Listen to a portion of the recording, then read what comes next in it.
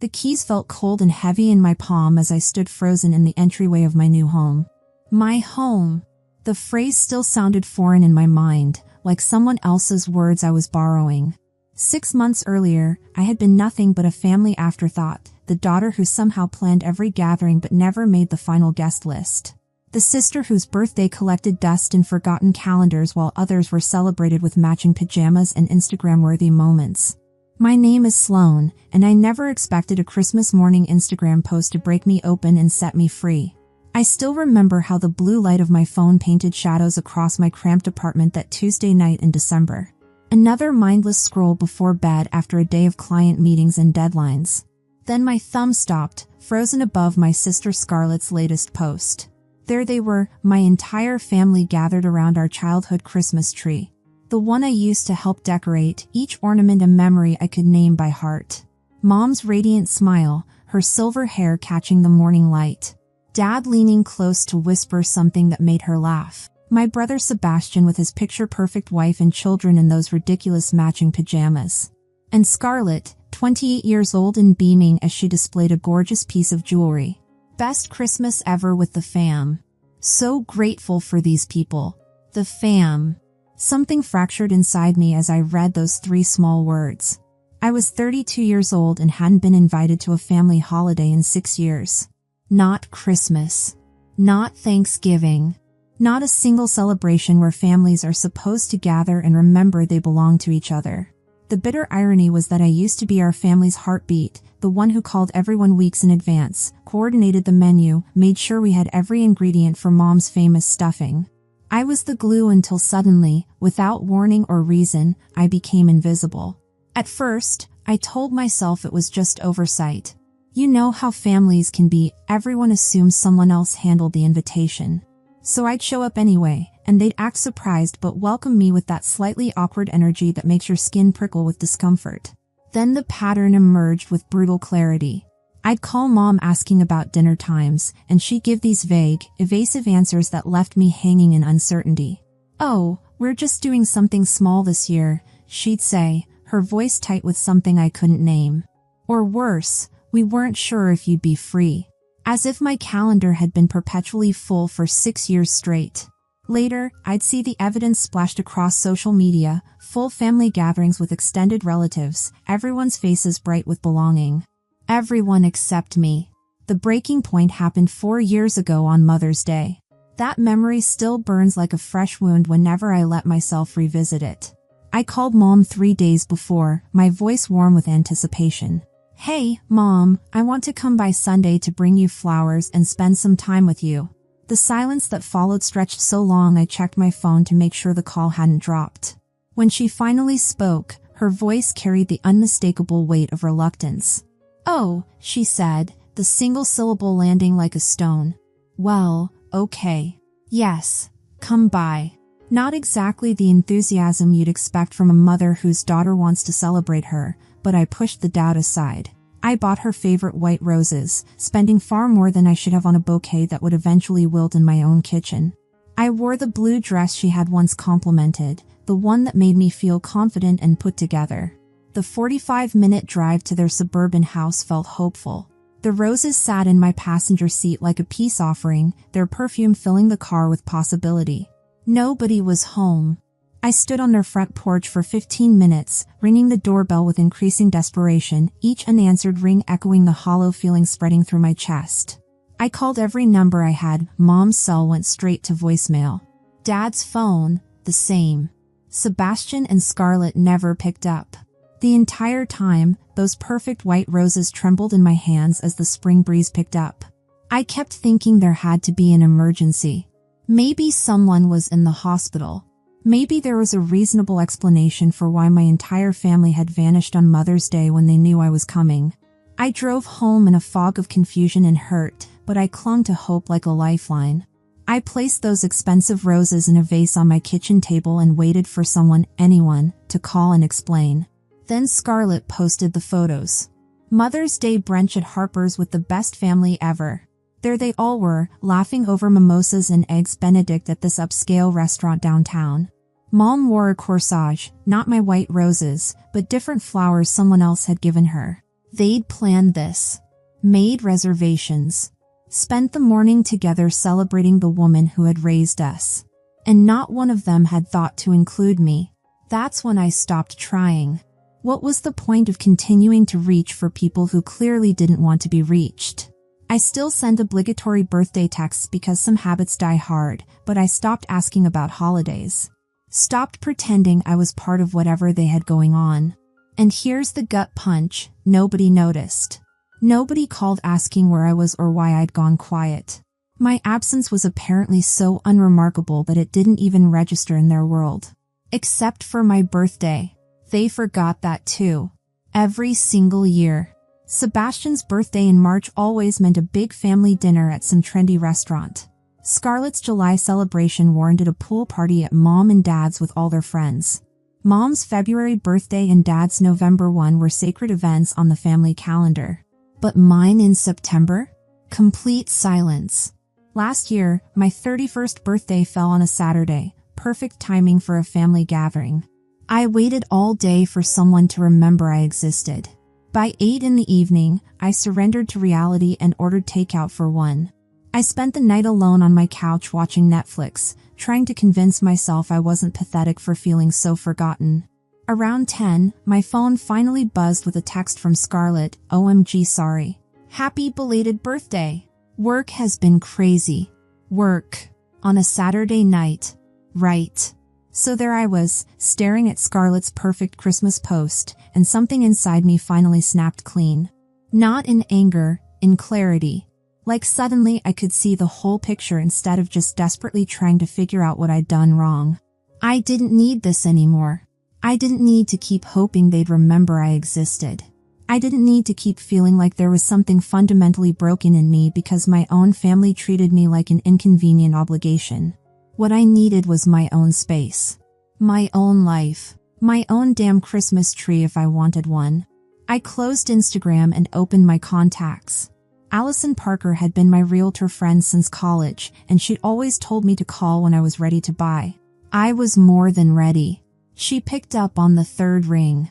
Sloan! It's been forever. How are you? I'm good. Actually, I'm great.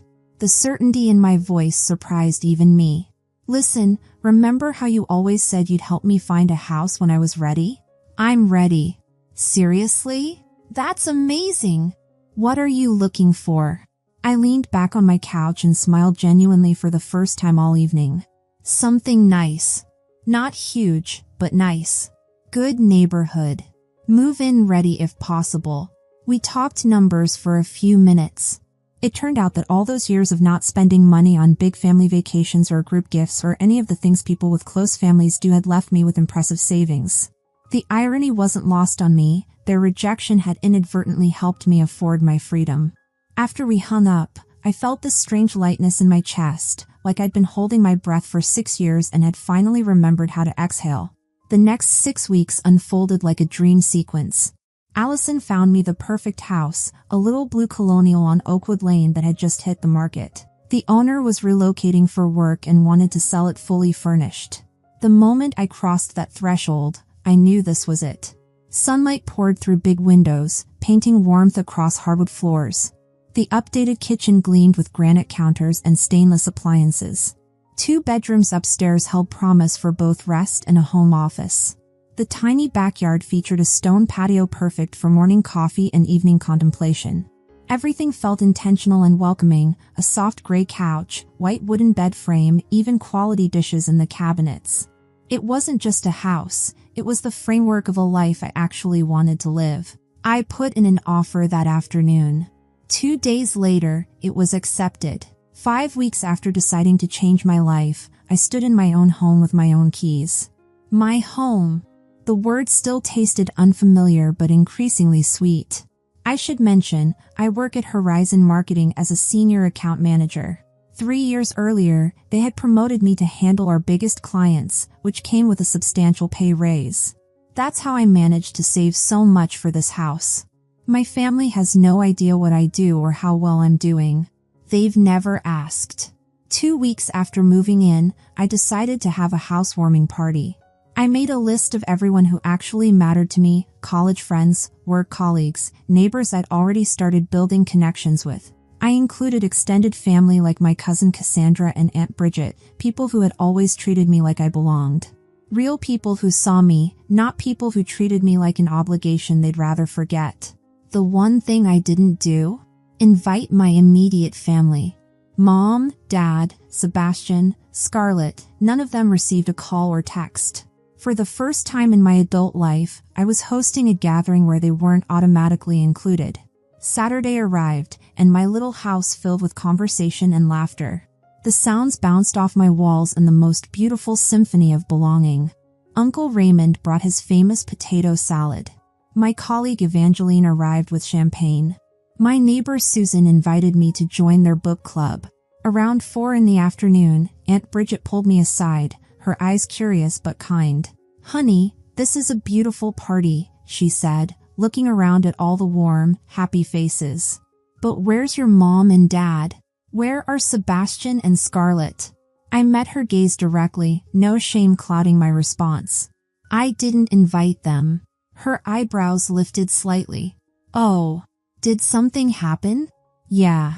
For the last 6 years, they haven't invited me to any family holidays. So I decided not to invite them either." Aunt Bridget's expression transformed completely. Her mouth actually dropped open, eyes widening in shock. "Sloan, are you serious? I had no idea they weren't including you." "They weren't. It is what it is." I knew Aunt Bridget was the family connector, the one who kept everyone's business flowing through the proper channels. By tomorrow, half my extended family would know exactly why I hadn't invited my parents and siblings. And honestly, that felt like justice. The party continued until 8. When the last guest left, I sat on my couch in my quiet house, feeling more peaceful than I had in years.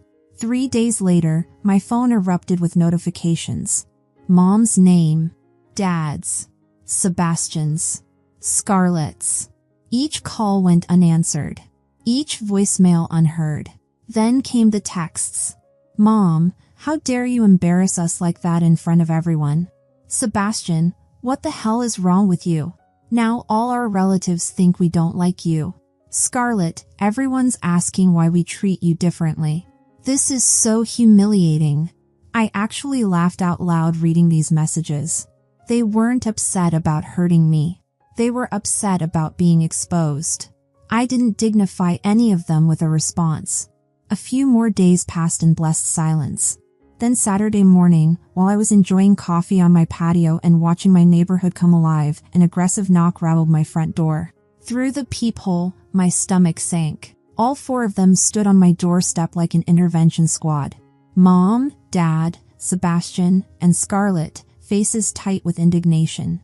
I opened the door slowly. "What do you need?"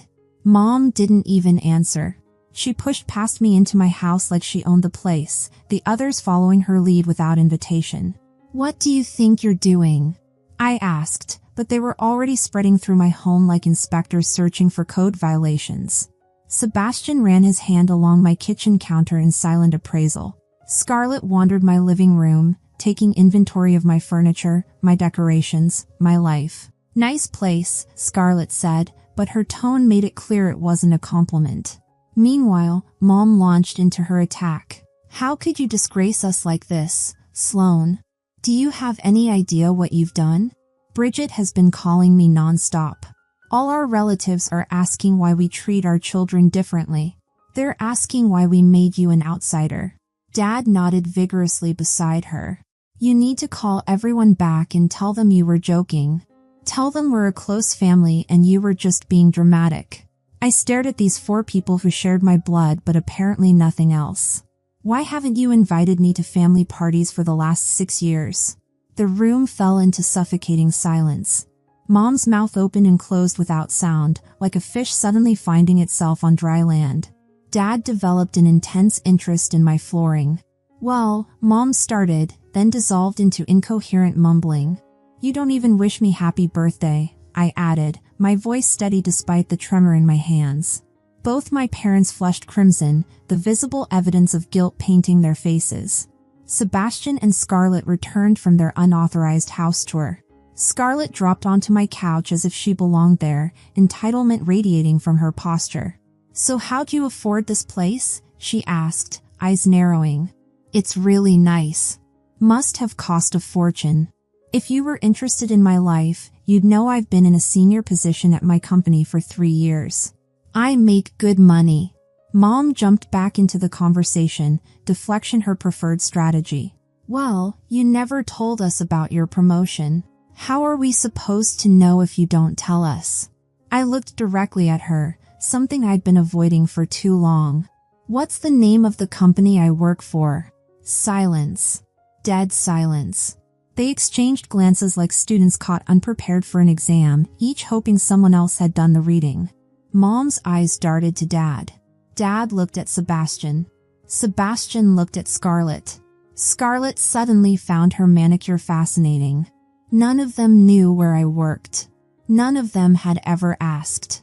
I stood up and walked to the front door, opening it wide. "Time for you to leave." Mom's jaw dropped in genuine shock. "You're not even going to offer us tea?" "I've already done more for you than you ever did for me," I replied, my voice calm but firm. "At least I'm letting you leave with dignity instead of abandoning you on a doorstep with flowers like you did to me on Mother's Day." Mom's face flushed deeper. She opened her mouth to protest, then closed it without speaking. One by one, they filed out of my house. Dad wouldn't meet my eyes. Sebastian shook his head like I was the unreasonable one. Scarlett paused at the threshold. "This isn't over," she warned. "Yes, it is," I replied and closed the door firmly behind her. I leaned against it, listening to their heated whispers in my driveway before car doors slammed and they drove away, taking their toxic energy with them. After they left, I expected silence. I figured they'd retreat to lick their wounds and then pretend none of this had happened. But apparently, my family doesn't surrender that easily when their image is at stake. 3 days later, an email appeared in my inbox from Dad. Subject line, family dinner invitation. I almost deleted it unread, but curiosity won out. "Dear Sloan, your mother and I would like to invite you to dinner this Sunday at 6 p.m. We'll be having pot roast and sweet potato casserole. We hope you can join us. Love, Dad." The formal tone felt strange and impersonal, like I was a distant acquaintance they were reluctantly including. I deleted it without responding. The next day, Scarlett texted, "Want to go shopping this weekend? There's a sale at Nordstrom and I thought we could hang out like old times." Old times? What old times? We hadn't shared a shopping trip since my college days. I left her on read. Sebastian tried a different approach. He emailed photographs from our childhood, one showing him teaching 6-year-old me to ride a bike while he stood protective at 10. Another captured all 3 of us building a snowman in the backyard, our cheeks flushed with cold and joy. His message read simply, "Remember when we were close?" I miss those days. I stared at those images for a long time, feeling the weight of what had been lost. We had been close once, before they decided I wasn't worth keeping. I closed the email without responding. A week passed with more attempts. Mom left voicemails asking if I needed household items. Dad sent another dinner invitation. Scarlett called twice. I maintained my silence. I thought maybe they were finally getting the message when Mom appeared at my door again. This time she came alone, looking diminished somehow, less righteous anger, more desperate pleading. "Sloan, please, can we talk? I want to apologize for everything. I know we haven't been good to you, and I want to make it right." She gazed at me with sad, imploring eyes that nearly broke my resolve. For a moment, I almost felt sympathy stirring. "It's my birthday in 2 weeks," she continued, voice softening.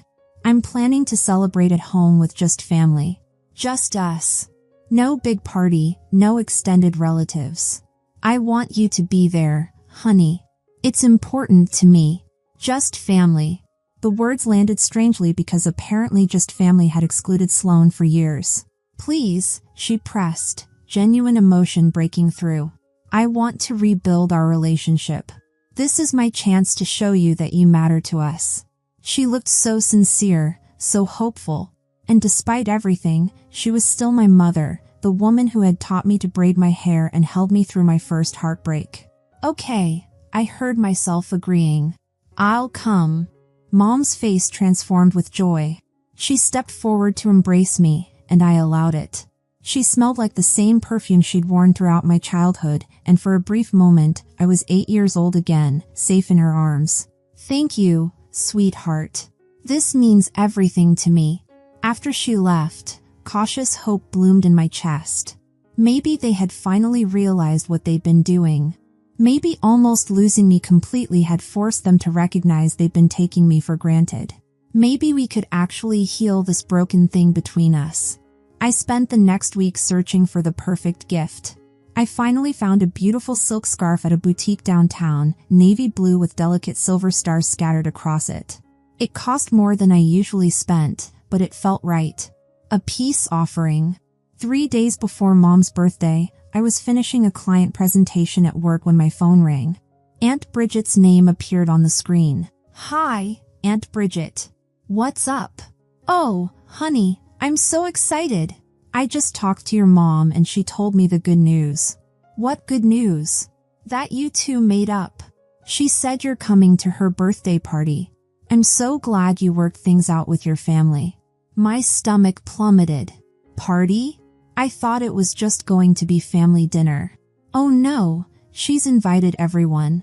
All the aunts and uncles, all the cousins. She said she wants to prove to everyone that you're all one big happy family again. She's been calling relatives all week, telling them how excited she is that her daughter is coming home. I ended the call without saying goodbye. I sat in my parked car for 20 minutes, shaking with anger and betrayal. They hadn't changed at all. They didn't want to rebuild our relationship. They wanted to use me as a prop in their performance of family perfection. They wanted to parade me around in front of relatives so everyone would stop asking uncomfortable questions about why they'd excluded me. This reunion was never about loving me or missing me. It was about protecting their reputation. I drove to the mall and returned Mom's gift. The saleswoman asked if anything was wrong with the scarf. No, I said quietly. It's perfect. It's just going to the wrong person. I didn't call Mom to cancel. I didn't text or email or send a carrier pigeon. If she wanted to use me for her little show, she could wonder where her star performer had disappeared to.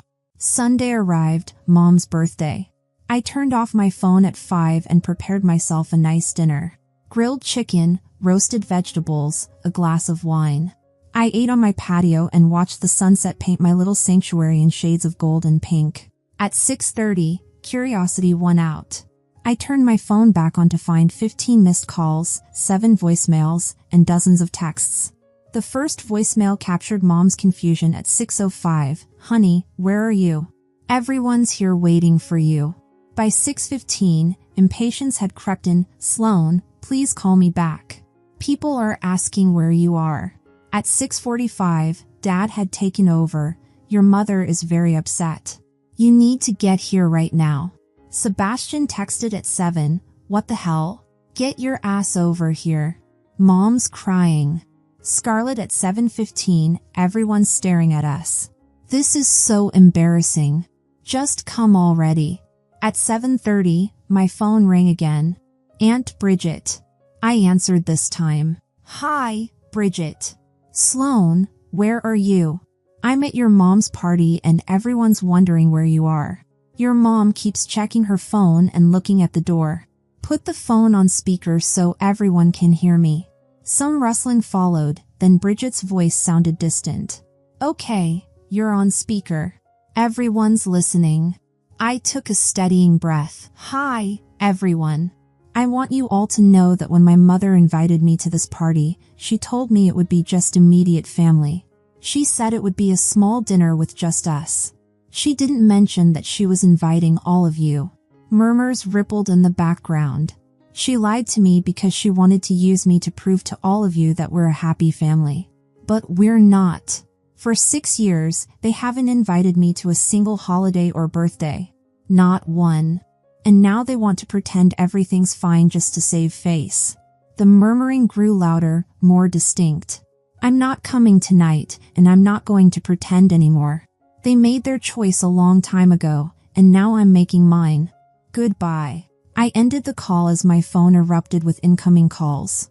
I silenced it, poured another glass of wine, and returned to my patio. That night, I slept better than I had in months. When I woke up Monday morning, I felt an incredible lightness, as if I'd finally put down a burden I'd been carrying for years. Around noon, a gentle knock sounded at my door. Through the window, I spotted Aunt Bridget standing on my porch with a casserole dish. "I brought you lunch," she said when I opened the door, "and I wanted to tell you what happened after you hung up last night." I invited her in, and we settled at my kitchen table. She placed the casserole down and met my eyes with serious intensity. "Honey, after your announcement, you could have heard a pin drop. Everyone just stared at your parents like they'd grown second heads. Then people started asking questions." "What kind of questions?" "Uncle Raymond asked your dad point blank why they hadn't invited you to Christmas. Cousin Valerie wanted to know why you weren't at Thanksgiving. Your mom tried to explain, but she just kept digging herself deeper." Bridget shook her head, disapproval evident. "She claimed you were always busy with work. Then Sebastian jumped in saying you never told them about your job promotion. So Valerie asked what company you work for, and none of them could answer." I could visualize the scene perfectly, my family scrambling to justify themselves while our relatives realized just how little they actually knew about me. What happened then? People started leaving. Uncle Raymond packed up his potato salad and said he was disappointed in your parents. Valerie hugged your mom goodbye, but it was cold. By 8, it was just your immediate family sitting there with a birthday cake nobody wanted to eat. Bridget reached across the table and squeezed my hand warmly. Your mom cried. She kept saying everyone misunderstood, that she loves all her children equally. But honey, actions speak louder than words. I don't feel sorry for her, I said honestly. You shouldn't. What they did to you was wrong. And last night proved they still don't get it. They weren't trying to fix things with you, they were trying to fix their image. Over the next weeks, my family tried everything. They called from unfamiliar numbers, thinking I wouldn't recognize their voices. They sent emails I deleted unread. They left voicemails I erased. Sebastian even tried messaging me on LinkedIn, which was almost comical, professional networking as family therapy. 3 weeks after Mom's birthday disaster, I was grocery shopping when I encountered Mrs. Pembroke, my childhood neighbor who had known my family for decades. Sloan, how are you, dear? I heard you bought a house. How exciting! I'm doing great, Mrs. Pembroke. Really well. That's wonderful. You know, I saw your mother at the bank last week and she seemed so sad. She said you two had some kind of misunderstanding. I smiled politely. It wasn't a misunderstanding. It was 6 years of them not including me in their lives, and me finally deciding I was okay with that. Mrs. Pembroke's eyes widened. Oh my, I had no idea. Most people didn't. But I'm much happier now. And I meant it. I truly am happier. My house feels like home, not just a collection of rooms, but a sanctuary I've created. My career continues to flourish. I recently landed another major client. I've been dating Owen from my book club, and he's thoughtful in ways my family never was. My life overflows with people who actively choose to be present in it, not people who treat me like an inconvenient obligation. Last weekend, I hosted Allison and her husband for dinner. We grilled burgers on my patio and played board games until midnight, laughing under string lights. Nobody mentioned my family or asked why they weren't there. Nobody made me feel like something essential was missing. Because nothing is missing, I have everything I need. Yesterday was my 33rd birthday. I took the day off work and treated myself to a spa day. When I returned home, my phone brimmed with messages from friends wishing me happy birthday. Evangeline sent a gorgeous arrangement of lilies. My cousin Cassandra called to sing a slightly off-key but heartfelt rendition of Happy Birthday. Owen surprised me with a cake, and we ate it while watching a delightfully terrible movie. My immediate family? Complete silence. Just like every year. But this time, I didn't spend the day checking my phone or feeling the sting of disappointment. I celebrated with people who demonstrate their love through consistent presence, and it was perfect. I used to believe something was fundamentally wrong with me. I thought I must have committed some unforgivable sin to make my own family push me away. I spent years trying to decode what I'd done wrong, how I could fix it, how I could earn my way back into the inner circle. Now I understand the problem was never me. The problem was that they decided long ago that I wasn't worth the effort, and I spent too many years accepting that judgment as truth. But I don't accept it anymore. I know my worth now, and it isn't determined by whether my parents remember my birthday or include me in holiday photos. I'm building my own traditions now. I'm creating my own family from people who choose to love me consistently, not conditionally. And for the first time in years, I'm genuinely excited about my future. My blood relatives can keep their perfect little bubble where I don't exist. I'll keep my authentic, imperfect life where I truly matter. And honestly, I got the better deal. Thanks for listening, and if you liked this story, share it with others who might need to hear that sometimes letting go is the greatest act of self-love. Don't forget to comment and subscribe for more stories about finding your worth beyond rejection. Remember, family isn't always who you're born to, but who you choose to belong with.